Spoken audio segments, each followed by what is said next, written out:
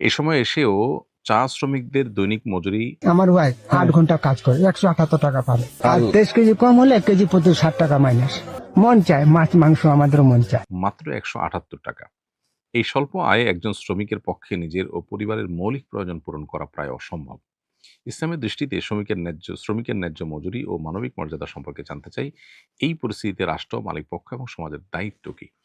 খুবই দুর্ভাগ্যজনক একটি বাস্তবতা যে সিলেটে চা শ্রমিকদেরকে সারাদিন কাজের বিনিময়ে মাত্র 178 টাকা পেমেন্ট করা হয় এবং তাদেরকে একটা নির্দিষ্ট পরিমাণ চা পাতা সংগ্রহ করতে হয়।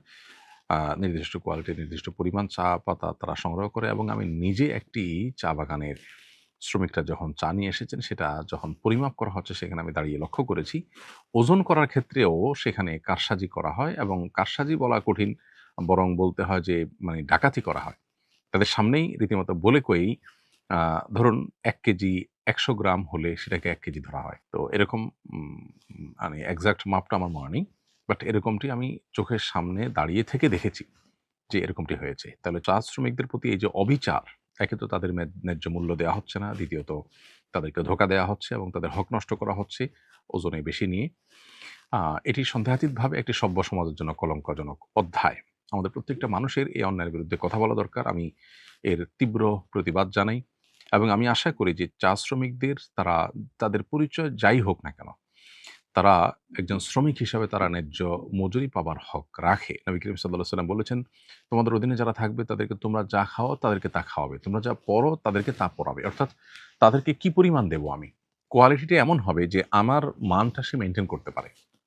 এখন যারা চা বাগানের মালিক অথবা যারা সেখানে কর্মকর্তা হিসেবে আছেন, শ্রমিকদেরকে মাসে ডেইলি ১৭৮ টাকা যে দিচ্ছেন, তাদের সংসার বা তাদের যে জীবনযাপন তারা করেন তাতে কি ১৭৮ তো দূরের কথা ১০৭৮ টাকা সম্ভব? তাই যদি না হয় তাহলে সেক্ষেত্রে এত বড় পার্থক্য, এটা সুস্পষ্ট জুলুম এবং অবিচার ছাড়া আর কিছুই নয়।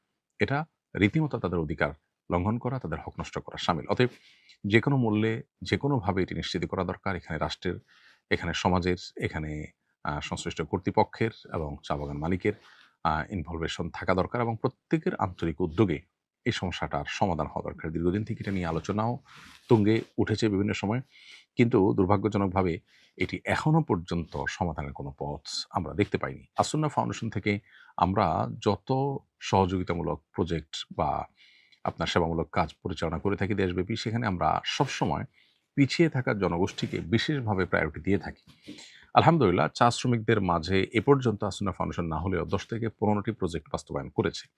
শীতবস্ত্র বলুন কিংবা খাদ্য বিতরণ বলুন, অন্যান্য ক্ষেত্রে আমরা চা শ্রমিকদেরকে বিশেষ প্রায়োরিটি দিয়ে তাদের জন্য আমাদের সাধ্য অনুযায়ী আমরা সহায়তা পৌঁছানোর চেষ্টা করে থাকি। কিন্তু এটা তো স্থায়ী কোনো সমাধান না। তাদের যে ন্যায্য মজুরি এটি নিশ্চিত করবার জন্য আমাদের প্রত্যেকটা মানুষকে সচেষ্ট হতে হবে। আমি এই ব্যাপারে সংশ্লিষ্ট কর্তৃপক্ষের দৃষ্টি আকর্ষণ করছি এবং আমরাও কাজ করে যাচ্ছি। চেষ্টা করছি যে তাদের দুর্ভোগ লাঘবের জন্য আমরা আর কি করতে পারি। আমি আশা করব সমাজের প্রত্যেকটা মানুষ এই জুলুম এবং এই অবিচারের বিরুদ্ধে তারা কথা বলবেন এবং এই সমস্যার সমাধানের জন্য বাস্তবমুখী উদ্যোগ গ্রহণ করবেন।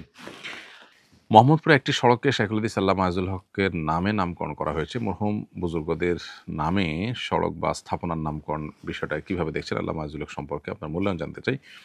আলহামদুলিল্লাহ, শাইখুল হাদিস আল্লামা আজিজুল হক সাহেব রাহিমাহুল্লাহ প্রথিতযশা আলেমদের মধ্যে থেকে একজন ছিলেন। শত শত হাজার হাজার আলেমদের ওস্তাদ ছিলেন এবং ক্ষণজন্মা মনীষীদের মধ্য থেকে একজন ছিলেন। তার নামে সড়ক হওয়া একটা ভালো উদাহরণ সন্দেহাতীতভাবে। বাংলাদেশে দীর্ঘকাল পর্যন্ত আমরা দেখে এসেছি যে ইসলামিস্টদেরকে কোণঠাসা করে রাখা হয়েছে। বাংলাদেশে বহু সড়ক আছে যে সড়কগুলো নামকরণ করা হয়েছে দেশি কিংবা দেশের বাইরের বিভিন্ন চিহ্নিত ইসলামের শত্রু এবং মুসলিম বিদ্বেষীদের নামে। কামাল আতাতুর্ক অ্যাভিনিউ আমাদের দেশে আছে। কামাল আতাতুর্ক কে? কী ছিল তার আইডিওলজি এবং সে কোন চিন্তা ধারণ করতো, লালন করতো? তুরস্কের মতো একটি মুসলিম প্রধান দেশকে ধ্বংস করে শেষ করার পেছনে তার ভূমিকা আছে। হ্যাঁ, তাকে আধুনিক তুরস্কের জনক বলা হয়। কিন্তু তার পেছনের যে ইতিহাস, তার যে অন্যান্য ক্রিয়াকর্ম, সেগুলো জানার জন্য আজকাল খুব বেশি দূর যেতে হবে না। আমরা অনলাইনে ঘাঁটলেই পেয়ে যাব। তো এরকম মানুষের নামে আছে, আর এরকম অনেকে আছেন যাদের নামে সড়ক আছে। কিন্তু এদেশের মানুষ প্রচণ্ড ধার্মিক, সেটা হিন্দু হোক আর মুসলিম হোক, সকল ধর্মের মানুষ।